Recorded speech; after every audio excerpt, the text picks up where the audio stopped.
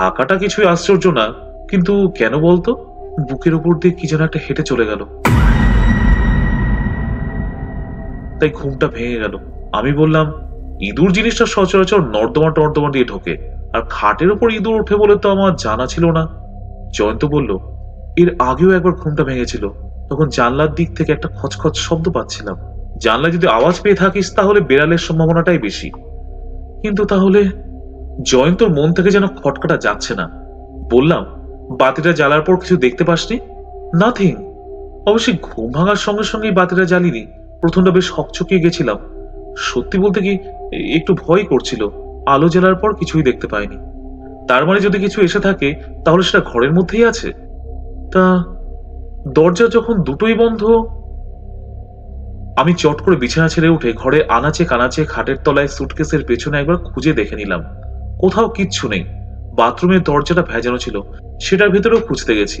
এমন সময় জয়ন্ত চাপা গলায় ডাক দিল, শঙ্কর। আমি ফিরে এলাম ঘরে। জয়ন্ত দেখি লেপের সাদা ওয়ারটার দিকে চেয়ে আছে। আমি তার দিকে এগিয়ে যেতে সে লেপের একটা অংশ ল্যাম্পের দিকে এগিয়ে দিয়ে বলল, এটা কি দেখতো? কাপড়টার উপর ঝুঁকে পড়ে দেখি তাতে হালকা খয়েরি রঙের ছোট ছোট গোল গোল কিসের ছাপ জানি পড়ে আছে। বললাম, বেড়ালের থাবা হলেও হতে পারে। জয়ন্ত কিছু বলল না।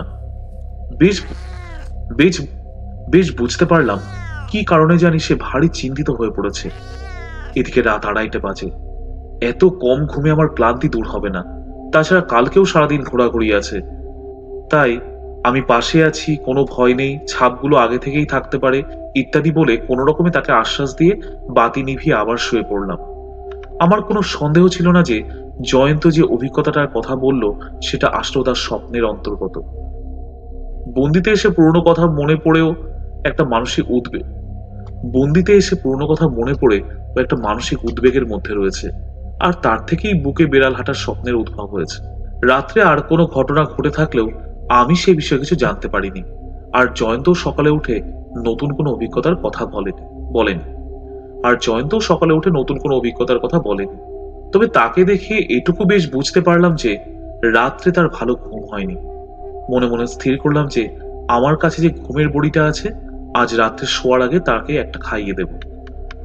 আমার প্ল্যান অনুযায়ী আমার ব্রেকফাস্ট সেরে 9টার সময় বন্দির কেল্লা দেখতে গেলাম। গাড়ির ব্যবস্থা করা ছিল আগে থেকে। কেল্লায় পৌঁছতে পৌঁছতে হয়ে গেল প্রায় 9:30। এখানে এসেও দেখি জয়ন্তর সব ছেলেবেলার কথা মনে পড়ে যাচ্ছে।